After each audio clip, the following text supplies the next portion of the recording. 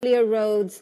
People are afraid of, moving about, especially business owners, owing to the millions that they lost during the last protest. So they're being very careful right now. And let's take, of course, a listen to what our reporter Kagina is saying on the ground right now. David.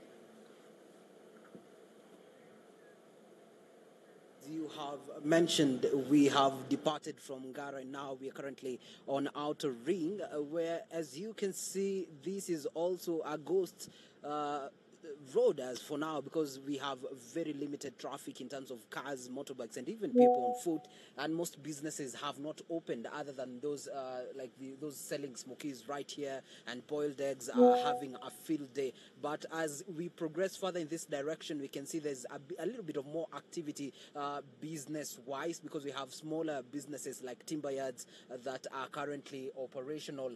We have a few mechanics and grocery shops that are currently operational, but currently on most roads there is no right way and wrong way, since once you get to where there's a police block and you are not allowed to pass, then most people are being forced to reverse from right where they are. And so it is not unusual for you to see a car moving on the wrong side while you're headed towards police roadblock. Remember that last week during the June 25th commemoration of protest, we had a huge number of people walking to town on feet. And what appears this week to be the security strategy is to ensure that those making their way to Nairobi CBD then are limited as much as possible. You will remember that during the brief after post-25th June, we had the CS Ministry of Interior, Murkomen, Kipchumba Murkomen, that is, say that the media were serving the purpose of being enablers of these demonstrations, and particularly mentioning where we gave alternative routes to town. And so you'll allow me to, as much as possible, avoid mentioning any alternative route to town, just give you live pictures of what is currently happening, so that we remain within our mandate of informing the public of what is currently happening in their country, as is under their constitutional right to information, and us serving as the facilitators of that. This is currently at the Kariobangi roundabout. As you can see, there is a limited action right here. This is usually a very busy road because it joins to Jogoo Road, but however, right now it's almost empty. No much activity. Most people appearing to be relaxed at home. And something also that could have contributed to reduced traffic, especially of people on feet as well, is the weather, because we've had light showers for the better part of this morning, though they currently appear to have dried off. Other than a Globe roundabout and Ngara, where we were attacked, we've not seen police officers in other parts of the town being forced to, or rather using tear gas canisters to make people not access the city or disrupt activity and groupings of people. Most of the regions, well, in the morning, they were currently allowing people to access the CBD using by feet. If you're on a pillion passenger, then you'd be told to alight and walk into CBD. But at this hour, most people are not being allowed into the CBD. We have a number of colleagues who we've spoken to that, despite showing their press cards and expressing clearly that they are coming to work, have been turned away and have been forced to, remain behind the police barriers with no access. And this is unlike in the morning, because in the morning, for as long as you had evidence that you are indeed going to work,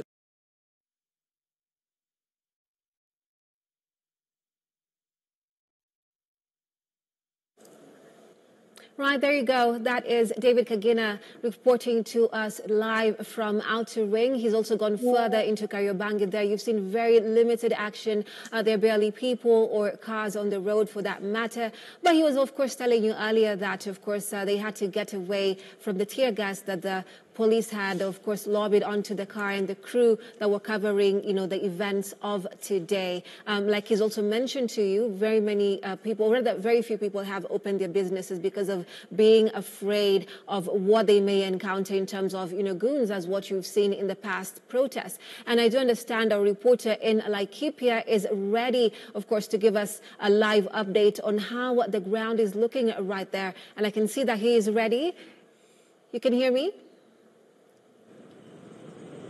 Yes, thank you so much. I can hear you loud and clear, and we are coming live from Nanyuki. This is the way to the Nanyuki main stage where public transport have been paralyzed, and police are taking every advantage to disperse any crowd that gathers. And as you can see, or my cameraman can pan, the police are on standby here at the main stage, looking forward to make sure that no groupings or no anyone is gathering in around this area.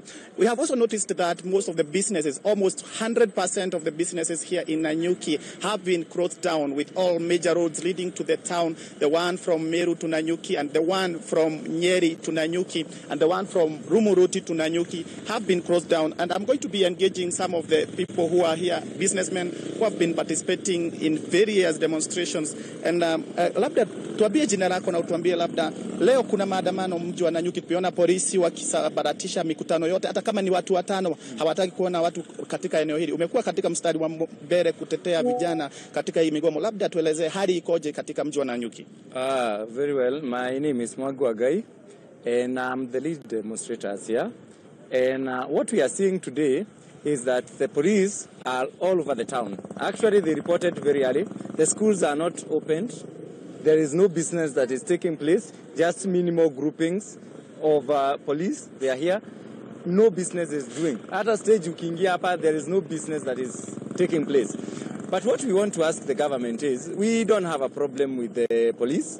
We don't have a problem with the business people. We as young people, what we are demanding is just for better governance.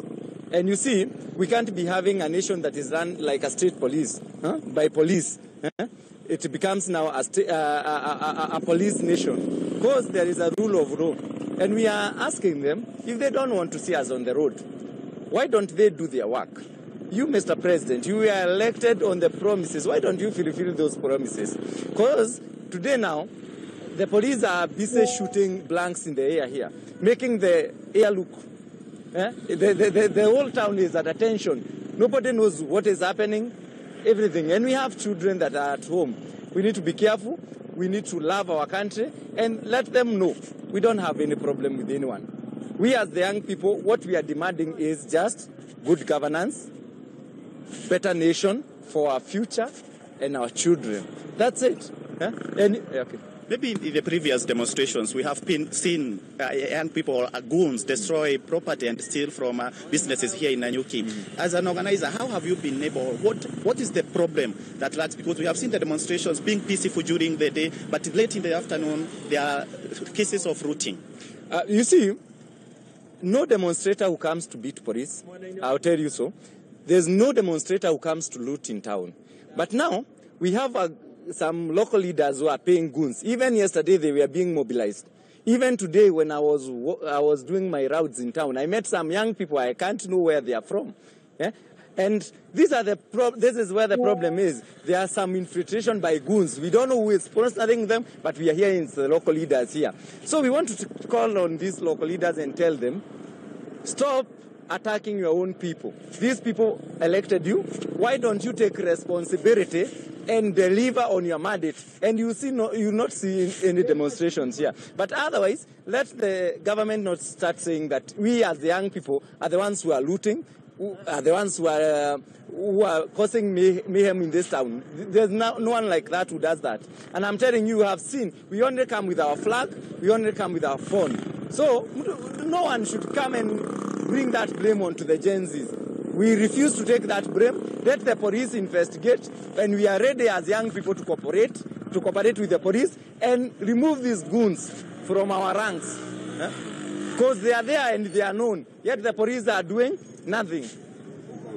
Thank you so much, Studio. I'm not going to continue with this interview because we have people who are gathering here, and as I had indicated is that the police do not want to see any crowd gathering anywhere. And as you can see, they have already arrived at the area that we are, noting that people have started gathering here. So the police might anytime start tear gas. So we are going to end there because the area is still in tension. It's intense, and we are going to be following up on what will be happening here in Nanyuki as the day opens, hoping that there will be no demonstration or there will be peaceful demonstrations. This is Nanyuki, and that is the state of Nanyuki at the moment. From here in Laikipia, back to your studio, my name is Paul Waniki.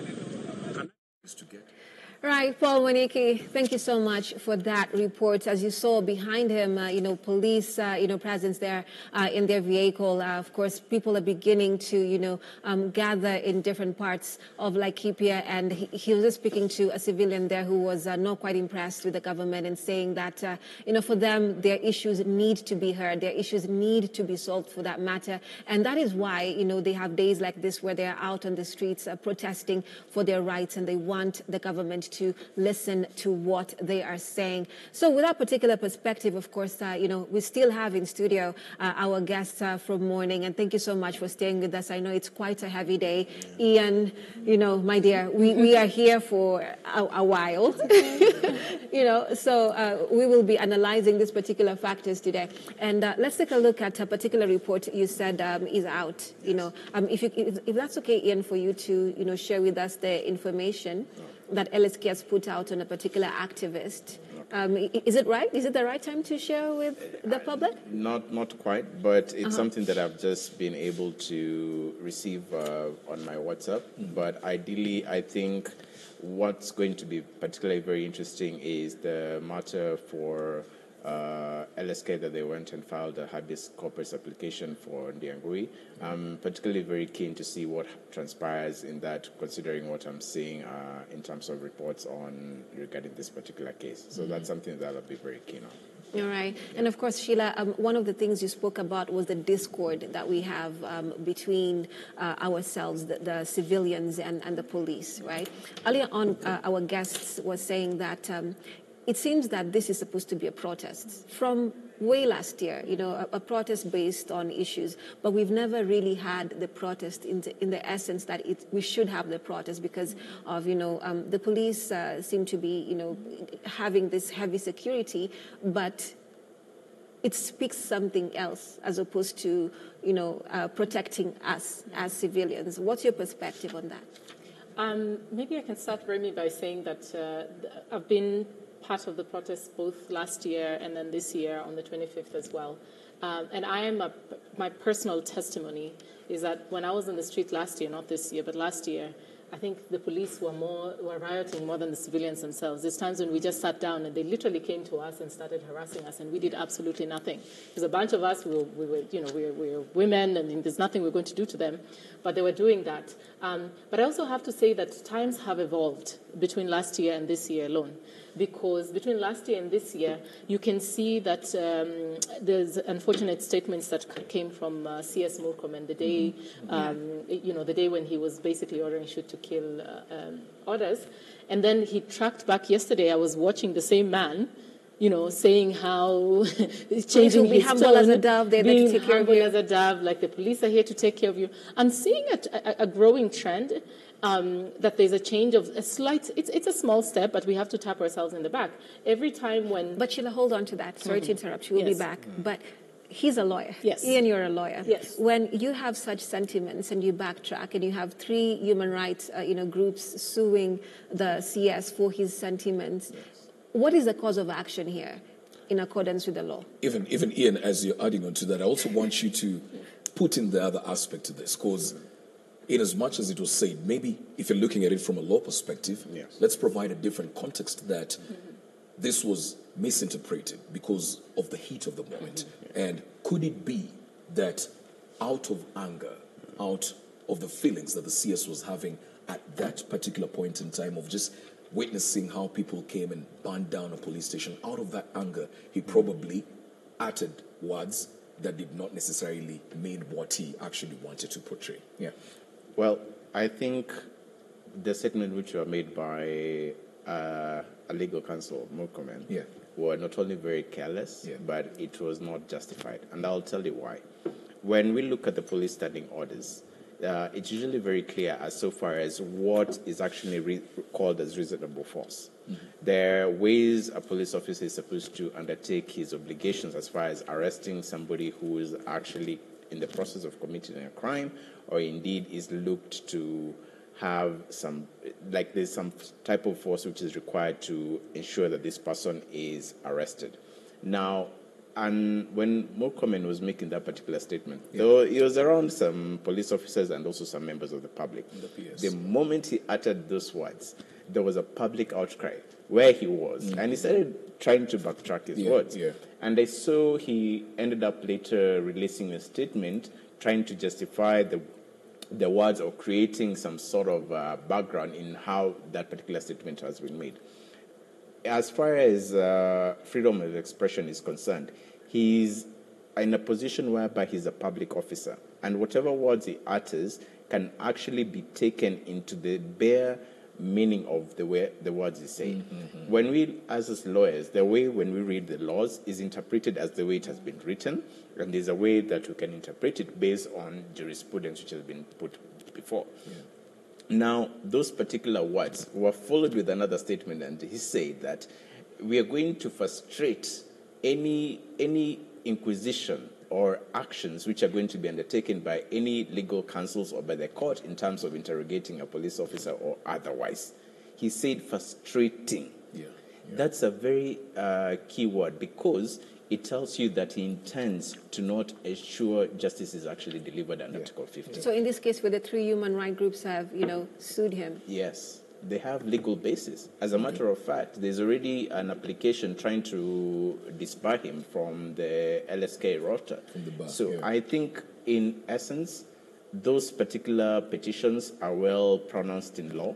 They have a reason on why they're supposed to be filed, and I am of the opinion that those particular applications, once they are being heard, I do believe they're going to be successful.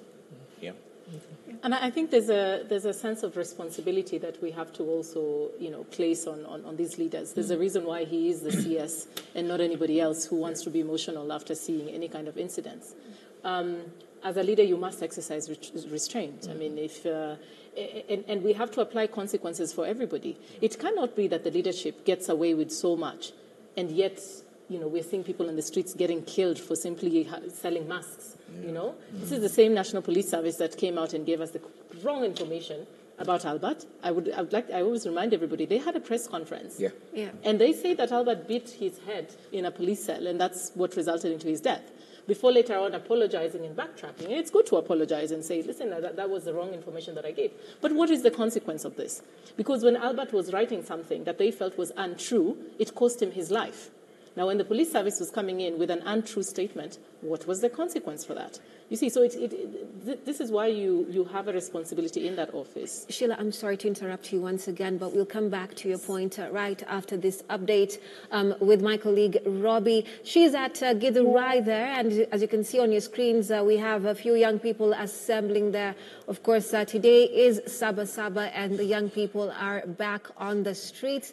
And for this matter, they are, of course, putting out their grievances. That is why they will be protesting, or they are protesting today. Robbie, if you can hear me from your vantage point, exactly, what is happening? Give us your perspective and the situation right there. Thank you very much, Remy. As you can see on your screens, we are at Githurai flyover, and just about now there's some youths who are trying to gather so that they can be allowed to access the route towards the CBD. However, the police are still adamant and asking them to remain still so that they cannot go on with what they wanted to do. Initially, we could hear them chant and ask that they be allowed to access the CBD and be let to move peacefully, carrying their flags and asking that since they are peacefully demonstrating and walking towards the CBD, to just express themselves and request for access towards the CBD. However, those who we are speaking to have told us that so far the area has been on a go slow basically. And maybe just to speak to one person, boss, unaweza kutuambia kutoka asubuhi nini imekuwa ikiendelea hii area, and vijana ambao tunawaona hapa si wengi, lakini wanajaribu kutembea wakitaka polisi kuwaruhusu kupita. Unaweza kutuambia kumekuaje kutoka asubuhi? So mimi kutoka asubuhi juu mimi ni mwenyeji wa hapa Roysambu hapa. So mimi naona vijana wako peaceful, vijana wamejitokeza kujiexpress. Yes, ni Sabasaba, yes. Wamejitokeza, but hapa tunaona makarao, unaona? Makarao wanaanza kuwazuia. But they are demonstrating peacefully, unaona? So ni hiyo tunashuhudia hapa, tumekuwa tunashuhudia from morning, unaona? Now, in your opinion, ukiangalia so far, security na polisi wamekuwa deployed in different parts of the country, na hii area generally, ni kwa nini hawa vijana hawajaruhusiwa kupita past hii flyover specifically? Sisi hatujajua kwa sababu maandamano mengine hatukushuhudia vitu kama hizi. Leo asubuhi tumeshuhudiwa roadblocks zimefungwa kila mahali. Kama hapa Roysambu kuna roadblock, ukienda kule kwingine kule Kabete unasikia kuna roadblocks zingine. So unashindwa ni za nini? Zinazuia. Unaona kama hii ni maandamano ya peaceful. Unaona mpaka wako na kitu ya kuongea, unaona? Watu wako peaceful but askari wanawazuia, unaona? Hiyo sio ndio ningependa kusema. Na kwa muonekano wako, kuna wengine walikuwa wanasema sisi hatuna vurugu, na wenye walikuwa wanania ya kuvua vurugu wamebaki nyuma. Ina maana gani? Maanisha kuna makundi ambayo yamepangia kuzua vurugu na kuna makundi ambayo yanaandamana kwa amani. Sasa huwezi jua kwa sababu kama hili kundi, unaona hili kundi liko peaceful. Huwezi jua kama kuna kundi lingine, huwezi jua, unaona? But hili unaona hapa liko very peaceful, unaona? So, Sawa. Remy, as he is telling us, so far the group that is on the road are peaceful demonstrators, young people who are just trying to express themselves in one way or another. Unfortunately, they have not been allowed to pass beyond the particular roadblock that you are seeing, and they have been talking to the police who are in this particular roadblock to allow them to continue walking towards the CBD, and we are yet to see if they will be allowed to pass, considering their peaceful nature. They are not carrying any weapon, any kind of suspicious items that would make them be denied access or rather to pass towards the CBD. And I think so far the police have allowed them to pass and they are walking towards the CBD. We'll try and follow through to see if there are other young people who will be allowed access or pass the roadblocks that are particularly mounted on different roads. Right now, this is Roysambu towards Githurai flyover, and roads are clearly clean compared to other times. And this particular group seems to have been allowed access, or rather to pass, beyond the roadblocks without any push and pull between the young people and the police officers. We will be following through, probably go to a different direction or understand how they were allowed to pass beyond this particular roadblock to see if other groups of young people will be allowed the same access to ensure that they reach the CBD. However, remember, the roads beyond this place are also have other roadblocks. It depends now if the next roadblock will be opened up for the youth to pass. However, we are continuing to follow through on other parts of Nairobi towards Githurai to see how it is and understand what the young people told the police officers to enable them go beyond the particular roadblock. Back to you in studio, Remy. All right, thank you so much, Robbie, for giving us that live update right there in Githurai. And as you can see, some young people have, of course, assembled there on the ground, and they're, of course, making their way past the roadblocks. And for that matter, we want to thank Alan. You know, of course, our panelists in studio. We've come to the end of our session. A good more than 4 hours, is it? It will take 5 hours. 5 hours, yes, 5 hours, yes. Right, so thank you so much, Ian. Thank you so much, Sheila. Alan, what do you have to add on today? I mean, there's nothing much I can add on to this. A lot has been said by our guests right there. You've had it from them sharing their insights on what the state of the nation is. As we say, as we progress on and get to that, tail end of today, we'll get to know whether or not this is going to be what we saw on the 25th of June. But so far, so good. Relative come across all different areas that we've been able to cover. We continue with the same. We're just about to usher in the Swahili team. So stick around. You'll be getting more live updates right here on K24. I'll be seeing you when you see me. Do have yourselves a lot. Me too. Thank you so much, Ian, Sheila. We appreciate you being here. Thank you.